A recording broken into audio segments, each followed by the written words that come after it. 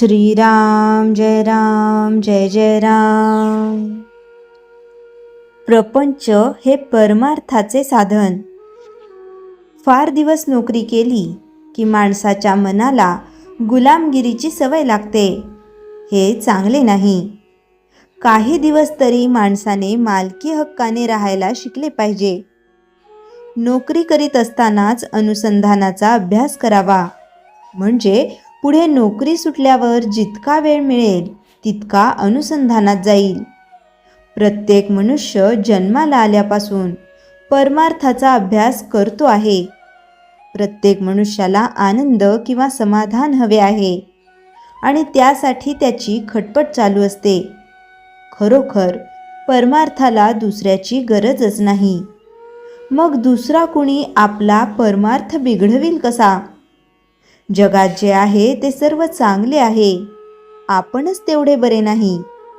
दरवाजे, खिडक्या हे जसे घराचे साधन आहे किंवा आपल्या गावी जाण्यासाठी आगगाडी हे जसे साधन आहे, त्याप्रमाणे परमार्थ साधण्यासाठी किंवा परमात्म्याच्या प्राप्तीसाठी प्रपंच हे साधन आहे. नाहीतर नुसत्या प्रपंचामध्ये सुख नाही. प्रपंच हा इथून तिथपर्यंत सगळा सारखाच. गरिबाचा असो की अडाण्याचा असो, अधिकाऱ्याचा असो की कारकुनाचा असो, या देशातला असो की त्या देशातला असो, प्रपंचाचा धर्म जो उणेपणा, अपुरेपणा किंवा तात्पुरतेपणा, तो कधीही कुठेही बदलत नाही. म्हणून जे आपल्यापाशी नाही ते ज्याच्यापाशी आहे त्याच्या प्रपंचाला पाहून आपण भुलून जाऊ नये. आहे त्यात समाधान ठेवावे. परमार्थात अधिकार कुणी कुणाला देऊन येत नसतो. आपला अधिकार आपल्या कृतीवर अवलंबून असतो.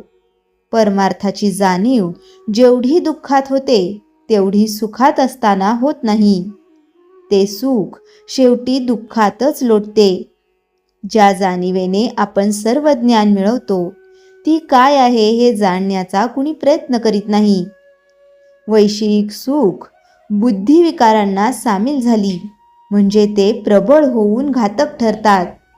अशा वेळी मनात येईल तसे वागण्याचे टाळले तर विकार दुबळे होतात. मी विकारवश होत असेन तर अखंड प्रेमयुक्त नामस्मरण करणे जरूर आहे. विकारांना वश न होणे, प्रारब्धाने आलेले विषय भोगावे म्हणजे त्यांचे काही चालणार नाही. थर्मामीटर ताप दाखवतो, घालवीत नाही. तद्वत शास्त्रे आपले चुकते कुठे ते दाखवतात, काय करावे ते दाखवतात, पण करणे आपल्याकडेच आहे. समर्थांना राम दिसला, आम्हाला का दिसू नये?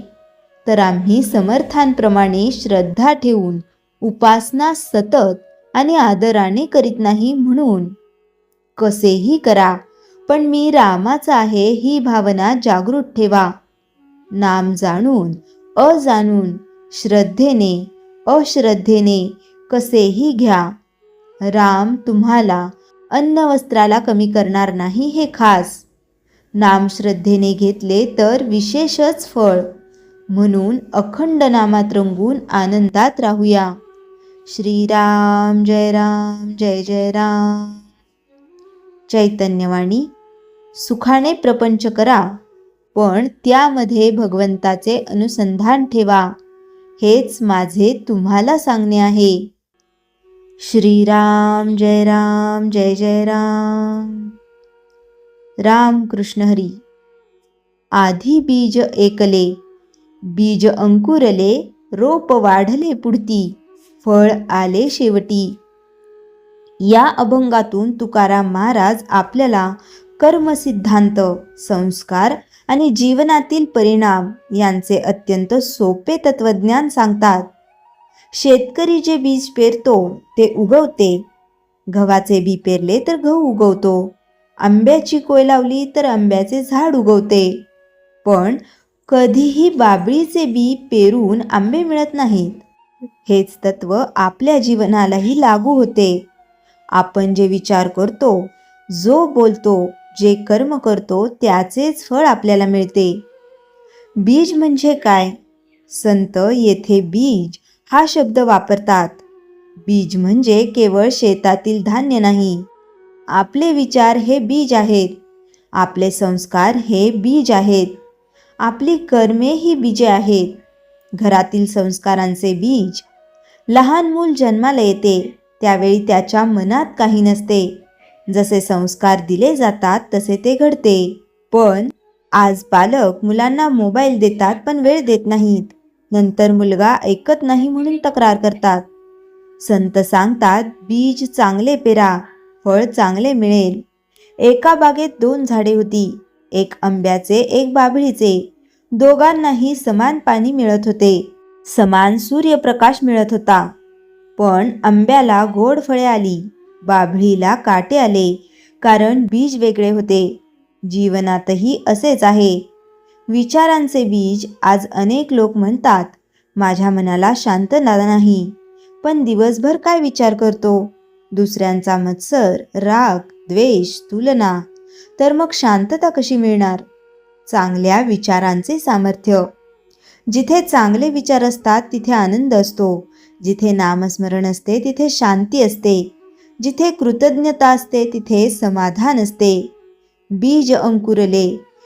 बीज पेरल्यावर लगेच फळ येत नाही. प्रथम अंकुर येतो, नंतर रोप येते, नंतर झाड होते, शेवटी फळ मिळते. कर्मांचे परिणाम लगेच दिसत नाहीत. आज एखादा माणूस वाईट मार्गाने पैसा कमवतो. त्याला वाटते मी यशस्वी झालो. पण संत सांगतात, थांब, अंकुर आला आहे, अजून फळ यायचे आहे. चांगल्या कर्मांचेही तसेच. एखादा माणूस प्रामाणिकपणे काम करतो, सेवा करतो, नामस्मरण करतो. त्याला लगेच यश मिळेलच असे नाही, पण एक दिवस त्याचे फळ नक्की मिळते. संयमाचे महत्त्व. माणूस तात्काळ परिणाम शोधतो. बी पेरले आणि उद्या फळ हवे हे कसे शक्य नाही. संतांची शिकवण. नाम घ्या, सेवा करा, सदाचार ठेवा, फळ येण्यासाठी वेळ घ्या. संसारातील उदाहरण. पालक मुलाला शिक्षण देतात, त्याग करतात, संस्कार देतात. त्याचे फळ लगेच मिळत नाही, वर्षानुवर्षांनी मिळते. रोप वाढले पुढती. एकदा चांगली सवय लागली की ती वाढत जाते. रोज नामस्मरण केले तर भक्ती वाढते. रोज राग केला तर राग वाढतो. रोज तक्रार केली तर दुःख वाढते. वाईट सवयींचे झाड. व्यसन सुरुवातीला लहान असते, एका छोट्या बीजासारखे. नंतर ते मोठे झाड बनते. माणसाचे जीवन उद्ध्वस्त करते. चांगल्या सवयींचे झाड. रोज 10 मिनिटे नामस्मरण, रोज थोडे वाचन, रोज देवाचे स्मरण. हे ही सुरुवातीला छोटे बीज असते, नंतर तेच जीवन बदलते. फळ आले शेवटी. प्रत्येक कर्माचे फळ असते. हे जग कर्मनियमाने चालते. प्रापंचिकासाठी मोठा धडा. अनेक लोक विचारतात, आमच्या घरात शांती का नाही? घरात प्रेमाचे बीज पेरले का? आदराचे बीज पेरले का? समजुतीचे बीज पेरले का? पैशापेक्षा संस्कार मोठे आहेत आज. अनेक पालक संपत्ती जमा करतात, पण संस्कार देत नाहीत. संत सांगतात, संस्कारांचे बीज सर्वात मौल्यवान आहे. नामाचे बीज. एकदा मनात नामाचे बीज पडले की जीवन बदलते. विठ्ठल नाम मनात रुजले की चिंता कमी होते, अहंकार कमी होतो, मन शांत होते. आधुनिक जीवनातील उपयोग. चांगले विचार पेरा, चांगले बोलणे सुरू करा, मुलांना संस्कार द्या, व्यसनांपासून दूर राहा, नामस्मरण करा, संयम ठेवा, कर्मावर लक्ष द्या. तुकाराम महाराज सांगतात, जगात कोणतीही गोष्ट अचानक घडत नाही. प्रत्येक परिणामामागे एखादे बीज असते. आजचे जीवन कालच्या कर्मांचे फळ आहे आणि उद्याचे जीवन आजच्या कर्मांवर अवलंबून आहे. म्हणून चांगले विचार पेरा, चांगले संस्कार पेरा, चांगली कर्मे करा. मग जीवनात आनंद, समाधान, भगवंताची कृपा नक्की मिळेल. चला आज एक संकल्प करूया. वाईट विचारांचे बीज पेरणार नाही, मत्सर पेरणार नाही, राग पेरणार नाही. प्रेम, सेवा, नाम पेरू, कारण जसे बीज पेराल तसेच फळ मिळेल. राम कृष्ण हरी.